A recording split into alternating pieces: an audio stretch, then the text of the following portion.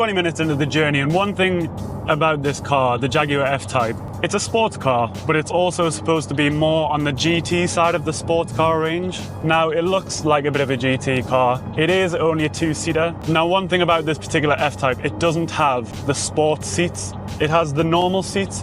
And I thought, with them being normal seats, they would most likely be relatively comfortable. However, I have not found that the case on long distances. Now, the only real long distance journeys I've done in this car is from when I bought it. And I bought it up in Ayr in Scotland, which is about 2 hours away from Newcastle as well. And my first drive back in this car was quite uncomfortable by the end of it, I'll be honest. That is largely down to this particular seat. Now, I did have an F-Type before I had this car. It was just the V6, it wasn't the V6S. And this car has a slightly better spec sheet than the old car that I have. Obviously, being the S, it has more brake horsepower. It has a limited slip differential. This particular car came with the Meridian sound system, which is something that I was really after. But the one thing that was different in this car compared to the F-Type that I had before is the seats. These seats are full leather, but they're the standard version, as you can see. In the car that I had before, in the V6, it was leather seats, but they had this kind of like cloth Alcantara center. And I do feel like that car, the seats had a lot more cushion to them.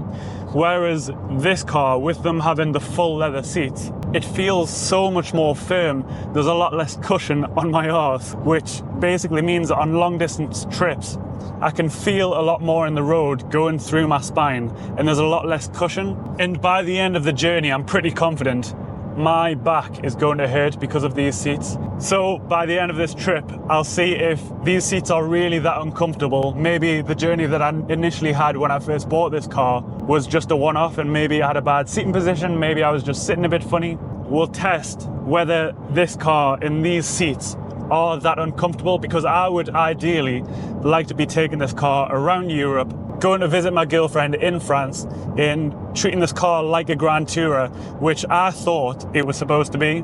We've got about 180 miles more left, so I'll get on with it and I'll check in with you to see how bad my back really does get.